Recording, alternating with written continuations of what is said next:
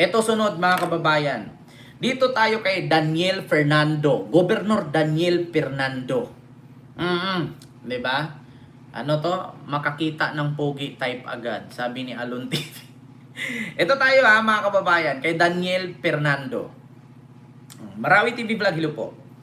Ano bang nangyari dito kay Daniel Fernando mga kababayan? Ito po, according nga dito mga kababayan sa post ni Ramon Tulfo. Si Daniel Fernando daw ay bugbog sarado. Bakit? Binugbog daw si Daniel Fernando ng isang concerned highest ranking official, hindi security ng anak ni PBBM. Kasi ganito po ang kwento mga kababayan. Bakit nga ba bugbog sarado si Governor Daniel Fernando ng Bulacan? Ito po mga kababayan. Pakinggan nyo po ang balita ng Paumano ang isang presidential Ito. sarado raw si Bulacan Governor Daniel Fernando matapos makasagupa umano ang isang presidential son sa road rage incident sa NLEX. Ang detalye sa agenda report ni Francis Polve. Ayan, pakinggan nyo ha. Magaang muka dahil ginulpi ng isang mataas na opisyal. Ito raw ang dahilan kung bakit di muna nagpapakita sa publiko si Bulacan Governor Daniel Fernando. Ayon sa kolumnistang Simon Tulfo, sangkot umano ang convoy ng gobernador sa road rage noong February 21 sa NLEX, kung saan hinabol at hinarang daw nila ang isang Land Cruiser na umovertake sa kanila. Sa kasamaang palad, anak pala ng Pangulo ang sakay umano ng nasabing sasakyan. Nauna nang itinanggi ng Malacanang na sangkot ang presidential son sa insidente. Nagsita na po kasi rito ang si Secretary patungkol po dyan at ang alam po natin ay nag-iimbestiga po ang LTO. Most probably, mas maganda po maitanong ito mismo sa LTO. Hindi pinangalanan ni Tulfo kung sino ang nambugbog kay Fernando, pero hindi rin daw ang Pangulo o ang Presidential Security Command. Hindi rin daw alam ni PBBM ang sinapit ni Fernando. Wala po tayong informasyon dyan. Kung kanya po galing yan, mas maganda po sa kanya po ruminig ka. Ngayong araw, sumipot si Fernando sa isang seremonya sa Capitol Gymnasium. Pero tikaw ang kanyang bibig patungkol sa umano'y road rage. Sabi naman ni Tulfo, madaling takpan ng black eye at pasa sa muka. Magaling daw ang mga taga-showbiz dyan. Para sa agenda, Francis Polve, Billionaire News Channel. So ganito po yan mga kababayan. Kung sakaling totoo man yan, lesson learn na yan. Diba? Lesson learn na yan. Na kapag dumaan kayo sa mga highway or sa kalsada, tapos naka-convoy kayo, huwag kayong mag-feeling powerful. Kasi bakit? Ulitin ko sa inyo lahat. Sa lahat ng politiko sa Pilipinas, utang na loob, credit inside sa English. Hindi po kayo mga makapangyarihan. Kayo po ay mga utusan ng mamamayang Pilipino. Mamamayang Pilipino ang nagpapasahod sa inyo, kaya ang kakapal ng mukha ninyo na maghari-harian kayo sa kalsada. Hindi porket naka-convoy kayo ay kayo na at mauna at hindi na kayo pwedeng magpa-overtake. Lesson learn yan. Kung mabugbog man kayo, kaya sa sunod mga kababayan, kapag may mga ganitong sitwasyon, may mga ganitong senaryo, kapag may mga politikong nagko-convoy, tapos ayaw magpa-overtake, at kapag umovertake kayo ay kayo'y sinaktan, kinumpiskate ang inyong mga lisensya, huwag nyo pong ibigay. Huwag po kayong pumayag na apakan kayo. Kung maaari, pag sinaktan kayo, manakit din kayo, lumaban kayo. Bakit? Ang may karapatan lang pong sumita sa mga motorsiklo at mga nagmamaniho sa kalsada ay ang LTO. Hindi po trabaho ng mga security guard ng mga politikong nagko-convoy ang mangkumpiska ng license or ano pang dokumento pa sa sasakyan ninyo. Kung sakali man na kayo'y saktan, bawian nyo rin, saktan nyo rin. Kung sakali man na kayo'y barilin, barilin nyo rin. Ako po'y nanawagan sa lahat ng mga motorista. Kapag may mga ganitong senaryo na magko-convoy ang mga politician, tapos ayaw nilang maunahan or ayaw nilang mag-overtake, tapos sasaktan kayo, mura-murahin kayo, murahin nyo rin. Anong karapatan nilang manakit at magmura? Hindi sila ang nagmamay-ari ng kalsada. At bakit sila magko-convoy-convoy, aber? Sige nga. Ikaw isang politiko, Sinahuran ka ng ordinaryong tao mula sa dugot, pawis, luha, sipon, plema na pinagpagura naming tax. Kaya kapag ka nakadaan kayo sa kalsada, naka-high-end kayo ng mga sasakyan, may mga bodyguard security, nang akala nyo kayo nagmamay-ari ng kalsada, tapos mamumugbog kayo, maninita kayo, hindi po maganda yan. Kaya kapag kayo ay makashoot, no, or makainkwentro ng may mga diarmadong tao, tapos gaganyanin ninyo, hindi man kayo namatay sa ambush ng kalaban, namatay kayo sa kaaway nyo sa kalsada. Tandaan nyo yan mga politician. Iwasan nyo yung mga ganyang konboy-konboy. Putang ina ninyo, wala naman kayong mga kwenta. Magkukonboy-konboy kayo kung pareho kay Lenny. Magkukonboy-konboy kayo kung pareho kayo kay Vico Soto. Pero kung magkukonboy-konboy kayo, tapos corrupt naman kayo, wala naman kayong kwenta dyan sa mga lalawigan at probinsya ninyo, putang ina ninyo, wag na kayong magaganyan. Ayan lang napapala ninyo. Kung totoo mang nabugbog, deserve. Diba? Okay lang sana kung pareho kay Lenny na hindi corrupt. Okay lang sana kung pareho kay Vico Soto na walang issue sa korupsyon. May karapatan kayo mag-convoy. Diba? Kung ganyan lang din naman magko-convoy at puro naman corrupt, wala namang nagbago sa mga lalawigan at probinsya nila, potang ina, tas magaganyan kayo. Hindi ba kayo nakukonsensya? Hindi ba kayo nahihiya sa mga constituent nyo dyan sa barangay at sa lalawigan at probinsya ninyo? Nagko-convoy kayo, ang gaganda ng mga sasakyan ninyo, ilang sandamakmak na bodyguard meron kayo, samantalang yung mga nasasakupan ninyo mahihirap. Diba? Biruin ninyo Nagko-convoy-convoy kayo, ang gaganda ng mga sasakyan ninyo, tapos ang damakmak ng bodyguard ninyo, tapos yung mga constituent ninyo nalubog sa baha. Hindi ba kayo nagkukonsensya? Ang kakapal ng pagmumukha ninyo, magawa nyo pang mag-convoy-convoy. Alam nyo, sa totoo lang, sa amin, sa probinsya namin, ang yayaman ng politiko sa amin. Pero imagine, yung lugar namin walang mall. Walang 7-Eleven, walang Jollibee, walang McDo. Pero sila, putang ina, nagmamayari ng Bulaga. Putang ina nyo. Meron pa kayo mga high-end resort. Nagmamayari pa kayo ng minahan.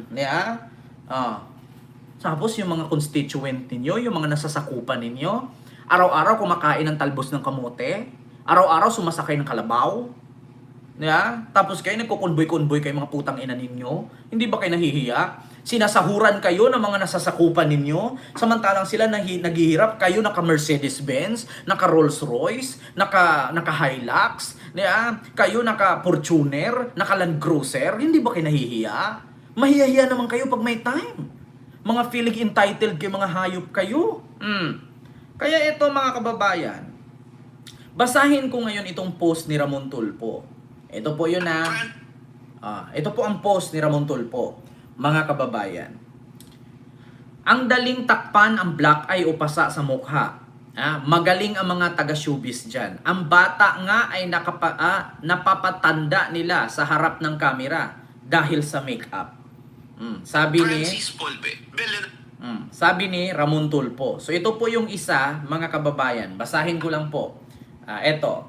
Kaya pala, basahin ko. Kaya pala di lumabas si Bulacan Governor Daniel Fernando dahil sa mga kanyang dahil maga ang kanyang mukha, dahil sa ginulpi siya ng isang mataas na opisyal, ayon sa Tweety Bird ni Ramon Tulfo. Naglulumuhod daw si Governor at napagulpi na lang dahil sa ginawa niya sa anak ng Pangulong BBM na si Vinnie Marcos. Definitely hindi si BBM ang gumulpi sa kanya at hindi rin ang mga taga-Presidential Security Command. Sabihin na lang natin na isang opisyal na nagmalasakit sa anak ng Pangulong BBM. Tinutukan kasi ng mga bodyguard ng mayabang na gobernador si Vinnie at ang kanyang driver ng umovertake sa Toyota Land Cruiser ni Vinnie sa convoy ng local official. Kapag ito'y gobernador, ang lumalabas ay nagko-convoy, ito ay ayaw magpa-overtake. Ito daw ang sakit ni Daniel Fernando. Kapag itong gobernador ay lumalabas, nagko-convoy, at ito ay ayaw magpa-overtake. The governor convoy usually hugs the highway at kapag may nag-overtake, ay hinahabol nila at tinututukan ng baril. Sa mga kababayan natin dyan, sa may bandang Bulacan, Sino po ba mga naka-experience ng ganito na tinututukan ng baril at hinahabol? Kapag nag-overtake daw sa convoy ni Governor Daniel Fernando. Ginawa nila ito kay Veni. Kinuha nila ang lisensya at nang makita ang pangalan ay nagpulasan ang mga gago. Humingi naman daw ng tawad ang gobernador sa Pangulo sa pamamagitan ng sulat. Pinatawad naman daw ni BBM ang gulping saradong gobernador. Kaya kayong mainitin ang ulo sa daan ay magbago na kayo. Makikita ninyo ang inyong katapat. 'Di ba? Yan po yun mga kababayan, si Vini Marcos at si Daniel Fernando, no, ng Bulacan. Kung totoo man yan, 'di ba? Kung totoo man yan, base po yan kay Ramon Tulfo. 'Di ba? Base po yan kay Ramon Tulfo mga kababayan. So, hindi po nanggaling sa atin.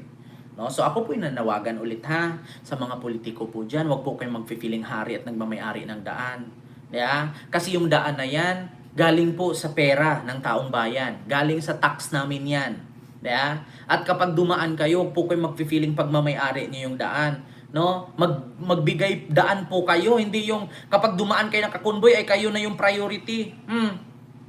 Sino bang nagpapasahod sa inyo? Kaya nga ulitin ko okay lang kung ayaw nyo magpa-overtake at magpa-priority kayo kung sing-linis kayo ni Lenny, kung sing-linis kayo ni Vico. Kung hindi kayo kasing linis ni Lenny at ni Vico, putang ina, tigilan nyo na yan, nakakahiya kayo. Yeah? Okay lang sana kung wala kang isyong korupsyon, okay lang sana kung wala kang confidential fund na sandamakmak na milyon-milyon. Yeah? Kung magkukonboy-konboy kayo, tapos ipahinto niyo yung ipahinto niyo yung mga motorista kay dadaan daw si BP Sara. Isa din yan mga kababayan. Naalala ninyo yung sumikat noon sa TikTok? Na anong panahon yun na pinapahinto ang mga motorista kasi dadaan si Sara? May kilala akong ganyan. Ngayon nyo lang nasaman yung kung totoo man yan kay Daniel Fernando, mas may nauna dyan si Sara. Alam niyo, ito. One of the Motorista. Ito motorista. Pinahinto. Dadaan si Sara. Ito mga kababayan. Panoorin natin. Naistorbo naman ang traffic sa bahagi ng Commonwealth Avenue sa Quezon City dahil tatawid daw si Vice President Sara Duterte. Nag-viral ang video na yan. Pero sabay-sabay itong itinanggi ng kampo ng Vice at ng Quezon City Police District. May sinibak ding pulis dahil sa insidente. Nasa frontline ng balitang Sinibak yan, kasi si nabisto. Gerard de la Peña. Kawawa naman yung pulis. Kontrobersyal ang 55-second video na ito na ipinost ng dating congressman na si Teddy Casino. Ipinadala raw sa kanya yan ng isang dating miyembro ng militar. Sa video, makikita ang mga motoristang pinahinto ng mga pulis sa bahagi ng Commonwealth Avenue. Ang dahilan niyan, may tatawid daw na VIP o very important person. Sino? VP Sara. So sinara niya yung Commonwealth para dumaan si VP Sara. Pulis ang nagsabi. Tinanong ng isang motorista, bakit nyo po pinasara? Dadaan daw po si BP Sara. So pinasara ninyo. So ngayon mga kababayan, itinanggi na hindi daw totoo. Bakit sasabihin ng pulis? Sige nga. Dadaan lang po. Cross lang po. Wow! Ang lalaki nagtanong, agad ibinalita sa mga motorista ang paliwanag ng pulis. Cross si VP Sara, sinara niya yung Commonwealth. Yung pulis na yan ang natanggal. Kawawa naman. Cross si VP Sara. Si VP Sara, tatawid. Kaya tumigil muna tayo.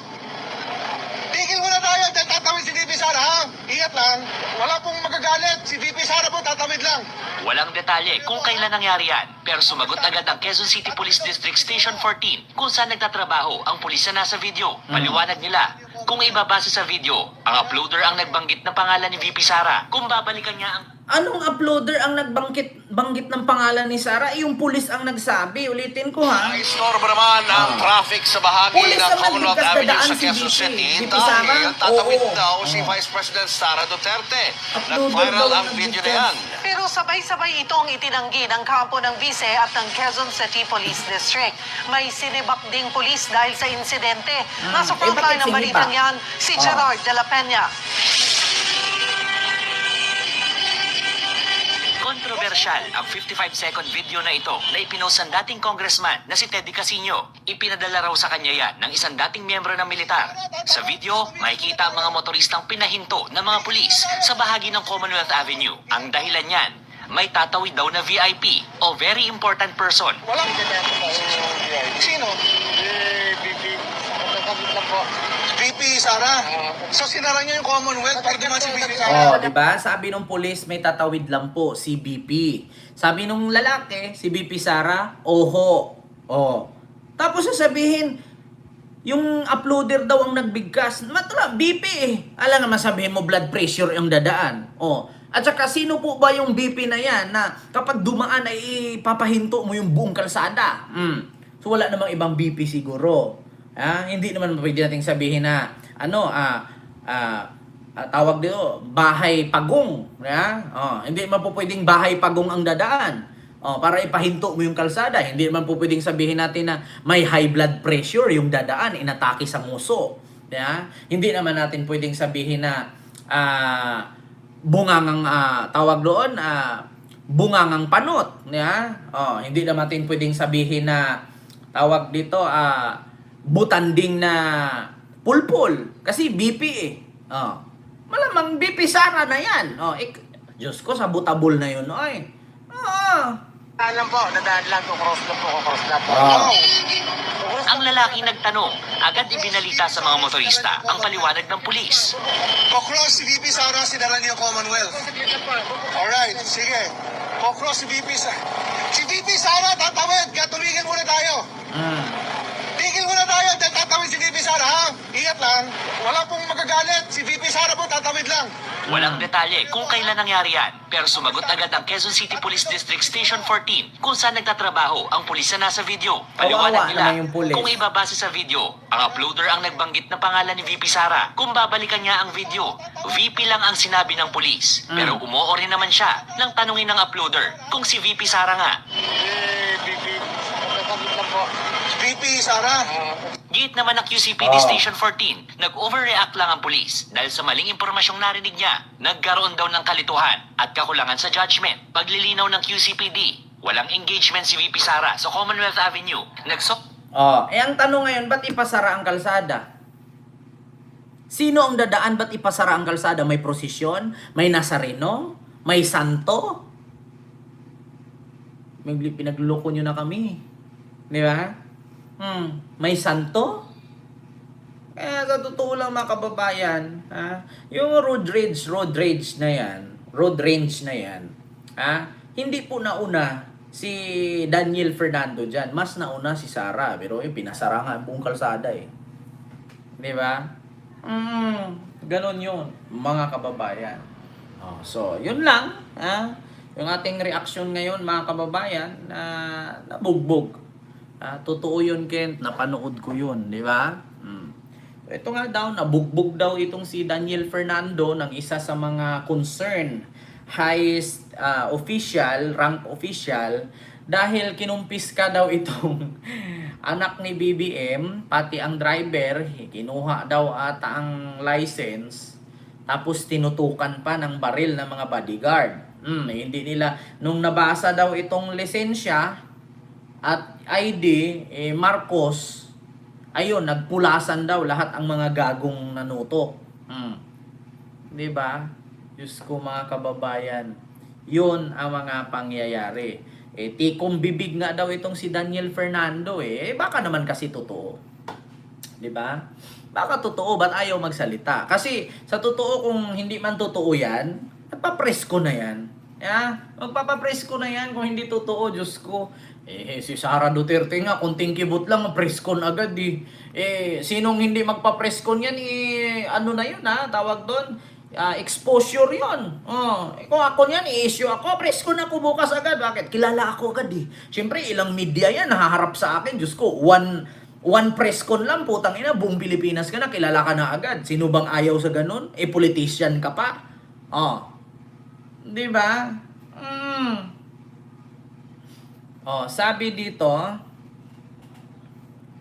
Sabi dito, Kent, bakit hindi na media yan kung totoo nga yan? Actually mga kababayan, na-post po ng Abante News yan Abanti News. Ito po mga kababayan. Ipinost po yan ni Ramon Tulfo tapos sa Abante. Ayan o, Abante. O, ang nakalagay dito, Bulacan Governor Fernando as tanghari daig pang presidente. Sabi ni DILG Rimulya, Junbic Rimulya. So ang sabi dito, it doesn't matter if he was a presidential son or not. Naging ugali na ni Governor Fernando na pag nabiyahe siya ng NLEX ay 4 na lane ang occupied niya nang walang pwedeng mag-overtake sa NLEX. Hinaharang niya talaga. Siya lang pwedeng dumaan, daig pa ang presidente kung bumiyahe. O, ayan na, nasa Abante na yan, mga kababayan. At binalita na din sa Bilyonaryo News Channel yan. So, syempre, hindi naman natin, kasi ang iba dyan nagtatanong, video. Sino pang makakagawa ng video nasa gitna ka ng NLEX? Sige nga, bababa ka pa doon, magdala ka ng cellphone, makikiusyoso, tinutukan na nga ng baril yung anak ng presidente, ikaw pa putang ina mong driver ka lang doon, nakikiusyoso ka. Di baka ikaw pa yung mabaril. Yeah? Tinutukan nga ng baril yung anak ng presidente. Tapos ikaw, bababa ka saglit lang, i-off ko muna yung Mustang ko, park, neutral park, brake on.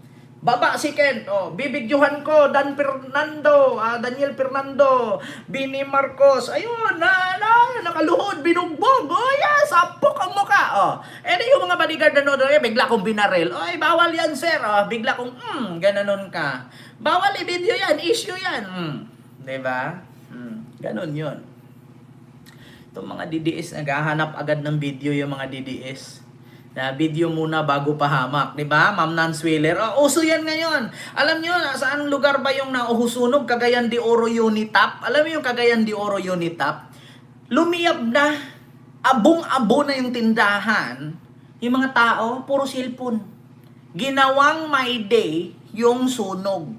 Kumita pa sila sa reels sa sunog. Cagayan de Oro Unitap, correct me if I'm wrong, yan yung nasunog nakaraang linggo. Cagayan de Oro Unitap.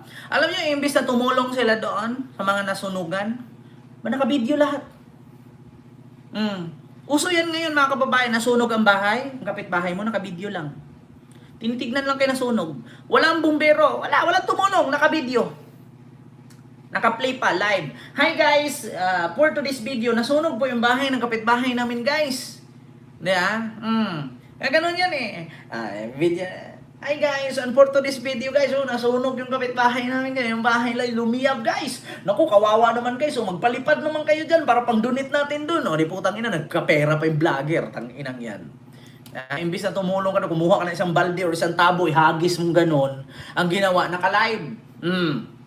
Hi guys, and for today's video guys, nasunog yung bahay ng kapitbahay namin guys. Ayan na guys, magpalipad kayo guys, baka sakali makatulong ito pambili ng mga mga temporary damit na tent or di kaya mga unan kumot. Putang ina, akala mo ganun kadali, di ba? Yan ang mahirap sa Pilipino ngayon. Kapag may gulo, bugbugan, sunog, namatay, nabangga, nasagasaan, imbis na kunin mo kasi humihinga pa, ang ginawa, binidyuhan. Ay, nako.